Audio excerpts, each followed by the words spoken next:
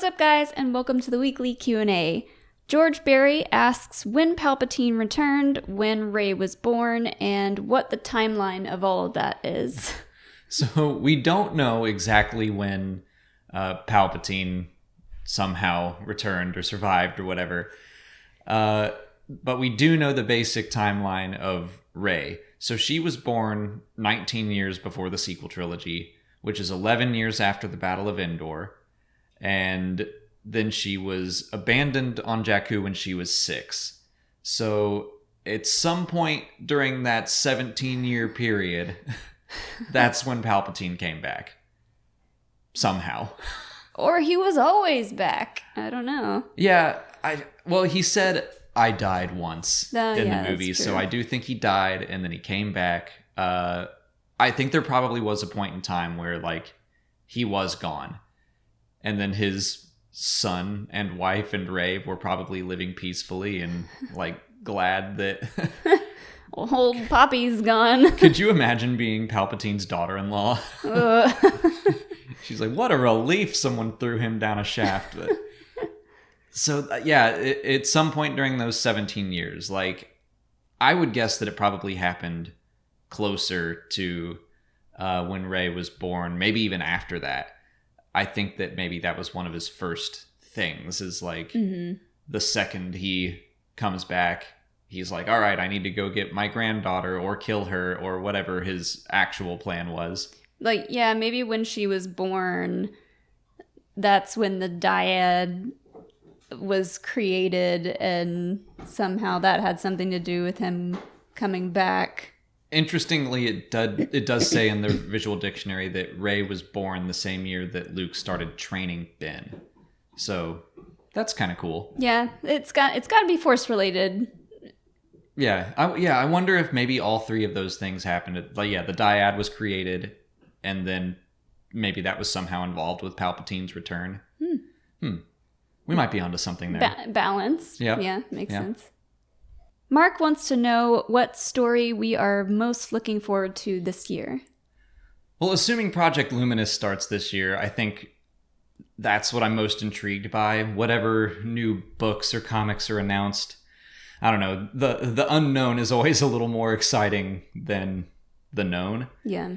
But of the stuff that we do know for sure is coming, even though I didn't love Thrawn Treason, I'm excited for the Thrawn Ascendancy stuff. And Mandalorian Season 2. I'm going to be excited for more Baby Yoda forever. Oh, yeah. I was going to say the Clone Wars coming back. Even though we know a lot of the stories that are probably going to show up in that season, I'm still really excited for that. Mando Season 2, absolutely. I need more Baby Yoda forever and ever. And yeah, Project Luminous. Do we know for sure when that's coming? No, they're supposed to announce it, I think, this month. Okay. So we should get an actual timeline here. And this is another unknown, but I'm gonna throw out, from a certain point of view, Empire Strikes Back. I think they're gonna do that. And I loved the first entry into that series so much that I'm looking forward to even the potential of doing that again. Yeah.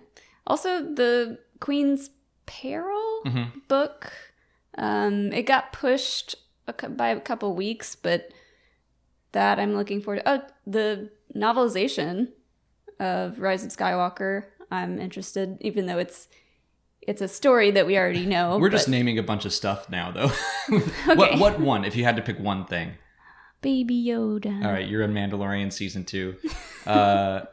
I think that's probably what I'm most excited about as well. Just the first season of live-action Star Wars television went above my expectations, so I'm excited to see more of that. And since I don't think we're going to get Kenobi or Cassian until 2021, all of my hopes lie on Mandalorian Season 2. We're just easily excited. Andrew Kylo Ren asks who the villains of the High Republic era could be 400 years before the Skywalker saga. Interesting. Yeah, because that's a point in time where the Sith were thought to be extinct. They hadn't been seen in a millennia.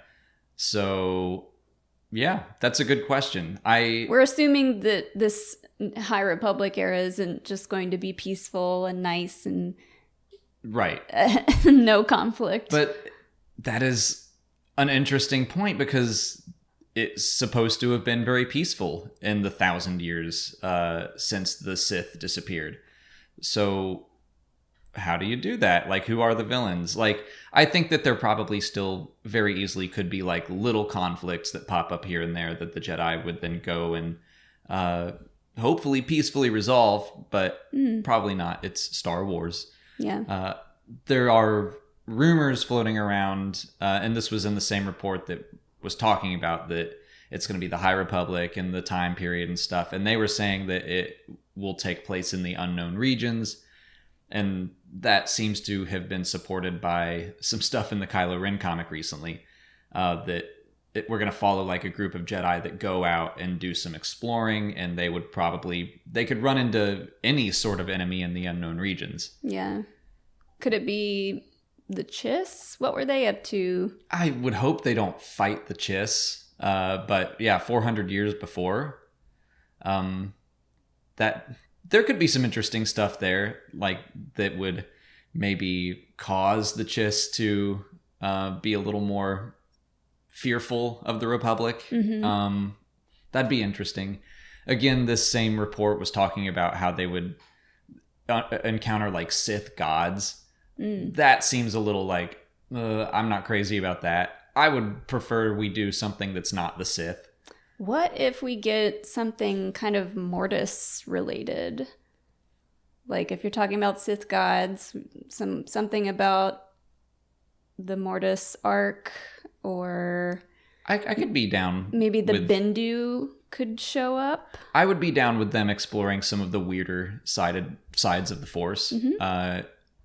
Okay, I could get on board with Sith gods, I guess, if it's in a Mortis context. Yeah. Michael DeLorme wants to know what we would consider phase 2 of Star Wars to be. So you did a bunch of videos talking about what phase 1 is or was. Yeah, I kind of wanted to just clarify that because I think some people were treating that as if it were an official thing, and it's not. Yeah. I just thought that we're ending the Skywalker saga. It's been 5 years of Star Wars under Disney. It felt like the end of an era. It felt like when the Avengers movie came out and we're like, okay, we like finished this thing. Yeah. And I wanted to look back at how it all went. So I was just calling it phase 1. So phase 2 in my eyes would probably be the next trilogy or next 3 movies or so, the next 5-ish years of Star Wars content. Yeah. And I think a lot of it's going to be TV shows for Disney Plus. Yeah. I hope we get another trilogy. I don't know what I want it to be about, but I hope it's good. I think that the High Republic, I'm hoping, is kind of a bigger thing that they've even been hinting at. Like Making Star Wars was saying that the next trilogy is the High Republic, and so that could tie in with Project Luminous. So I could see phase 2 being like this High Republic era where, yeah, we're still getting The Mandalorian, Cassian show, Kenobi. There's going to be other stuff, but I think that maybe the driving force around a lot of the content could be the High Republic. Mm-hmm. The same way that the Skywalker saga was still central to a lot of stuff that happened in phase 1. So yeah, I think that maybe that'll wind up being phase 2, but really it's just like the next 5 or so years. And whenever it seems to me like a new big thing is coming to a close, I guess that would be the end of phase 2 in my eyes.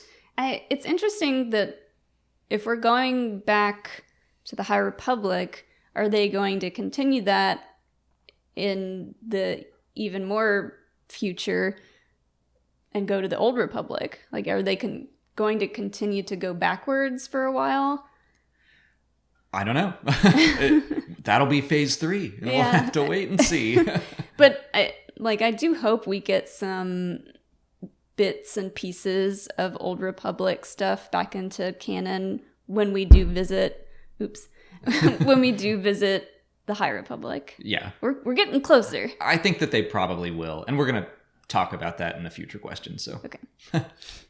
David McLeod asks if we feel like the books and the comics have to do the heavy lifting of explaining plot holes and questions the movies bring about. Sometimes yes, sometimes no. If you had asked me like before The Rise of Skywalker, I would have said that, yeah, there are a lot of things. Books like Rebel Rising was a book that made me like the character of Jyn Erso a lot more. Mm-hmm. I felt like I didn't connect with her much in the film itself, but reading the book made me like her more. But I wouldn't have considered that a plot hole. And I think a lot of things that people go like, well, that should have been in the movie. It's like, well, it's not always relevant to the movie. Like, yeah, sure, it would have been nice to know more about the Knights of Ren in the sequel trilogy, but the movies aren't about the Knights of Ren. Yeah. And we're getting that in the comics now. And that to me is not a plot hole. I will say that, yeah, I wish that we knew more about how and why Palpatine survived. That is important to me. I think it's important to the films as well. And I figure we're going to figure that out in future books and comics and stuff. So yes and no. Yeah, I don't know. I feel the same way. Like, I wouldn't say, oh, the books and comics fill in plot holes for the movies, because that's just extra info that we're lucky to be getting. And, you know, it may not pertain or be that important to be put in the movie. Yes. I mean, a lot of people would say that who the Knights of Ren are or were is very important. But in the grand scheme of things, they really weren't. Yeah. They just were around to look cool, and then they were around to look cool again, and then Ben killed them all. The amount of times that I've done, like, let's talk about the book Phasma or the Ben Solo comic. Like, there's so many books that I've talked about that have been related to the sequel trilogy, and people go, this should have been in the movie. And it's like, if everything you wanted in the movie were in the movie, it would be 9 hours long. Like, yeah, and it's not realistic. That's true too. It would be longer, and like, maybe they just don't have, I mean, they have the budget to do a lot, but it just wouldn't make sense to budget out explaining certain things when people who enjoy reading books can read it in a book. People who enjoy reading comics can read that in a comic. And, like, the movies aren't about Phasma, for example. They're about Rey and Kylo and Finn and Poe. And Phasma is not the central character, so, like, I don't think we have to know her backstory. She is just an antagonist and a symbol mostly to Finn.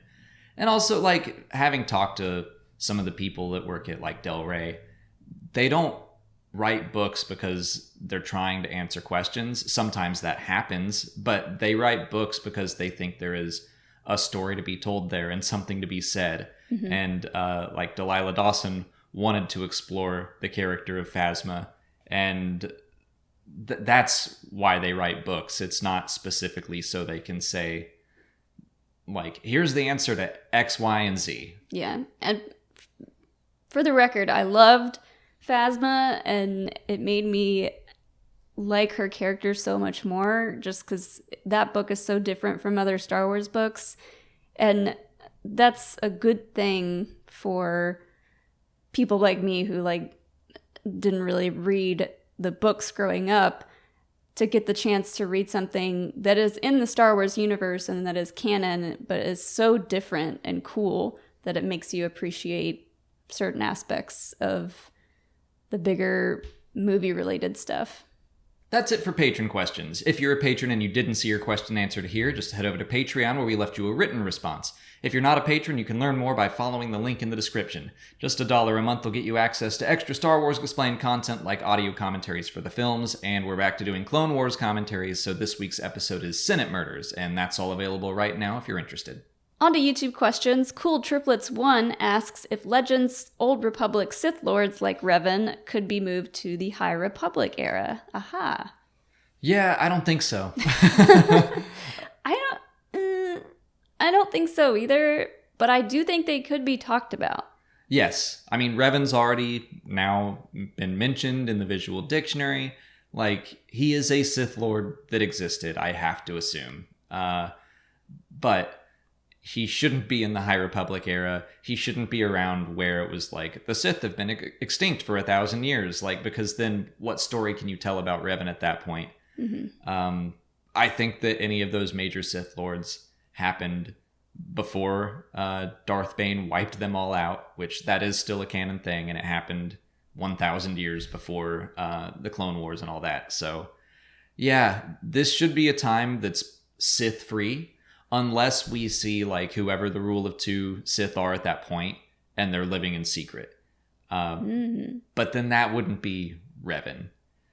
Right. They should be new characters, because, like, I don't want to see Revan being all sneaky. I want to see the Revan from KOTOR, and I don't think that they would just name a Sith Lord Darth Revan for the sake of it. Yeah. Because then people would be like, that's not my Revan.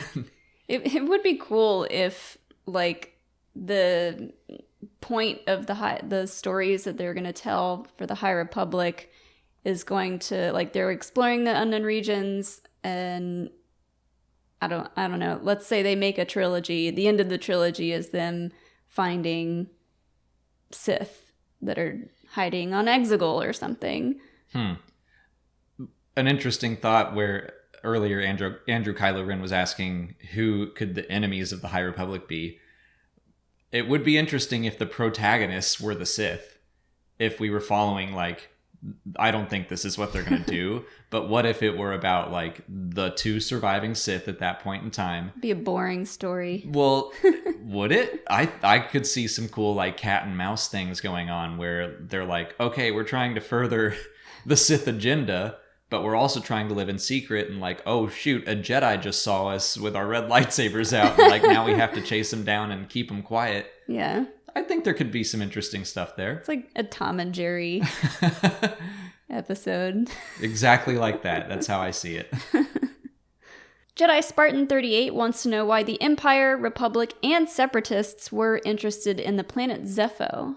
So the planet from Fallen Order, or right. Jedi Fallen Order. Yeah, so I think that the answer to that is because all 3 of those factions were run by Palpatine. And we know he was very interested in the Force and in ancient Force stuff, and the Zepho were an ancient Force-using culture. So I imagine he was just trying to check them out and see what they were up to. I think it's probably the same reason Eno Cordova was so interested in them. Everyone's agenda is essentially Palpatine's agenda. Yeah. Spiffy Dart asks if Rex could talk to Kody about their inhibitor chips in the new season of the Clone Wars. I doubt it. I think that would be an interesting scene. I think it would be really cool to have kind of a bridge between Fives and those conspiracy episodes, and then Rex starts to understand a little bit about it, and then by the time of Star Wars Rebels, he knows and he's cut the chip out. But this is going back to something Henry Gilroy said at Dragon Con 2 years ago, where people basically asked him this question. They were like, how did Rex eventually know to take out his inhibitor chip before Order 66? And Henry Gilroy says, how do you know Rex didn't participate in Order 66? And the whole room went, oh no, like him and Wolf, he was like, you don't know that he didn't find out until after the fact. And so there's like this stuff up in the air where I think we are probably going to see Order 66 happen from Ahsoka's point of view, and Rex might be part of it, and she'll have to disable him somehow. Yeah. So. If that were the case, I guess, yeah, maybe Ahsoka would be the one to help them realize the chips and take them out, maybe, but that would be just heartbreaking to see. I could see that being the thing where, like, once Rex snaps out of it, because we've seen that's possible in the Kanan comic, once he kind of breaks the spell, he'll know what happened. Or maybe that bit of knowledge will help him break out of it a little easier. But I'm worried about what's gonna go down when we see this.